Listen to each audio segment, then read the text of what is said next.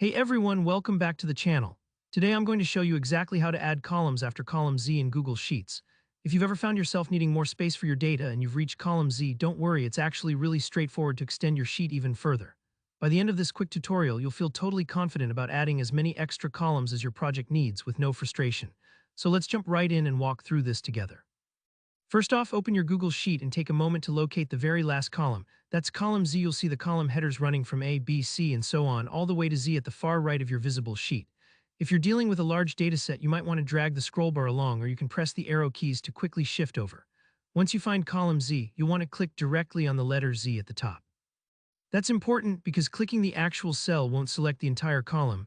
You want the header to be highlighted so you know the whole column is selected. If you're not quite sure, just make sure the whole column turns a light blue shade, indicating it's properly highlighted. Next, with column Z now selected, take your mouse and give it a right click. If you're on a laptop and you don't have a right mouse button, you can usually achieve the same thing by holding down the Control key and clicking, or using a two-finger tap on your trackpad. When you right-click, you'll see a context menu pop up. Among the several options, look for one that says Insert one column to the right. Go ahead and click that. Google Sheets will quickly add a brand new column immediately after Z if this is your very first extra column. It will be labeled AA. Sheets continues the lettering sequence using double letters like AA, OB, and so on, kind of like how Excel does it. This might look a little strange at first, but it's the standard system for nomming columns after Z. Don't worry, you haven't done anything wrong.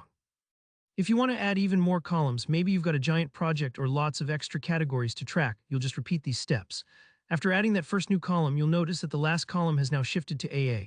To keep going, just click on the header of AA, right-click again, and select Insert one column to the right.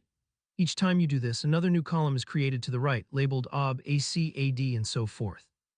It's really as easy as rinse and repeat. No tricky settings or hidden menus required.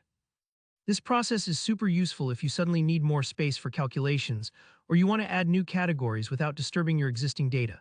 For example, if you're tracking monthly expenses and realize you need more months, just keep extending those columns.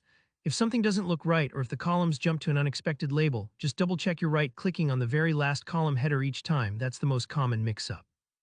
And that's it, just a few simple clicks and you're no longer limited by that column Z border in Google Sheets. I hope you found this tutorial helpful and that it gives you the confidence to customize your spreadsheets exactly how you need.